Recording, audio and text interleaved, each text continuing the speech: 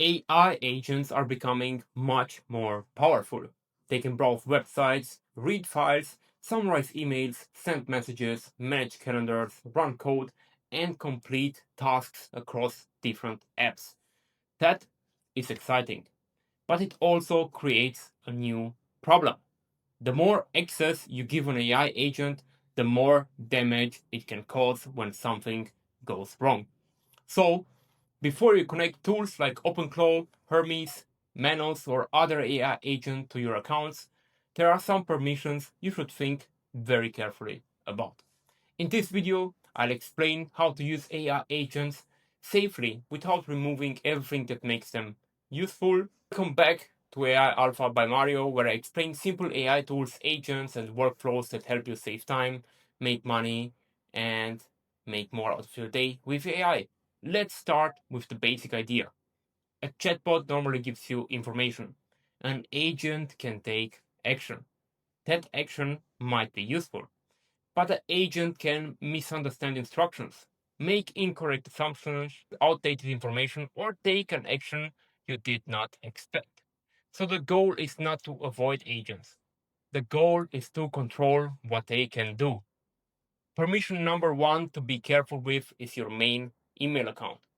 An agent with email access might help summarize messages or draft replies. That can save time for sure. But if it can also send emails, delete messages, or download attachments without approval, the risk becomes much higher.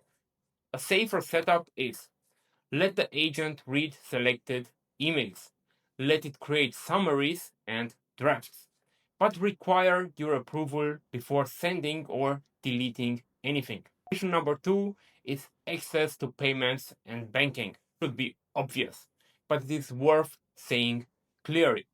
Do not give a new AI agent the ability to make purchases, transfers money, manage banking, or approve subscriptions. Even if the agent normally works well, one mistake could become expensive. If you use an agent for shopping or expense research, let it compare options and prepare recommendations. You make the final purchase. What you can also do is give it a virtual card with a daily limit that you set. Can be $10 or $20, something not super high.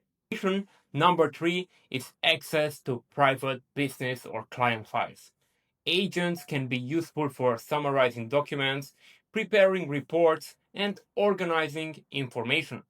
But before giving an agent access, ask, does this folder contain private client information, entry documents, legal documents, passwords, employee information? Only give the agent access to the files it actually needs. Do not connect your entire drive. When one project folder is enough. Option number four is the ability to delete or overwrite files. An agent that can create files is useful. An agent that can permanently delete or overwrite important files is risky. A safer workflow is to let the agent create new drafts or work inside a separate folder. Keep backups and require approval before destructive actions. Permission number five is the ability to publish or message people automatically. Agent might help create social posts, customer replies, or outreach emails, but do not let it publish or contact hundreds of people without review. AI can misunderstand tone, it can include incorrect information, it can send the wrong message to the wrong person. The best workflow is still AI drafts, you review, then you approve. So, how should beginners start using agents? Start with low risk tasks. Research a topic, summarize public information, create a meeting agenda, draft an email, organize notes, create a task list, prepare a weekly report. Tasks are useful, but mistakes are easy to catch. Then, after the workflow works reliably, you can slowly add more access. There is a simple system you can use. Level 1, the agent can read selected information. Level 2, the agent can create drafts. Level 3, the agent can suggest actions. Level 4, the agent can take low risk actions after approval. Level 5, the agent can run trusted workflows automatically. Do not jump directly to level 5. Build trust slowly.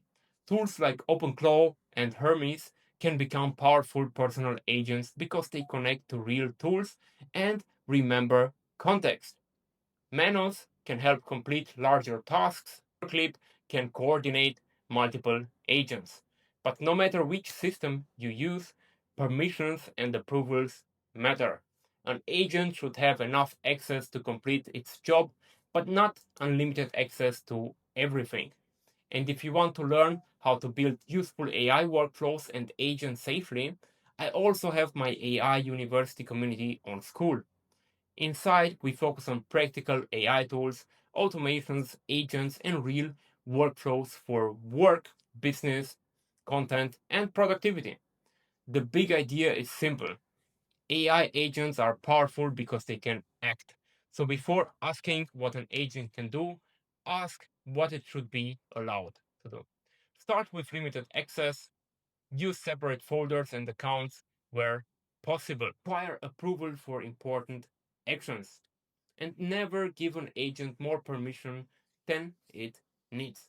If this helped, subscribe to AI Alpha by Mario and leave a comment with the first task you would trust an agent to handle. Research, emails, meetings, content, or business reports. See you in the next one.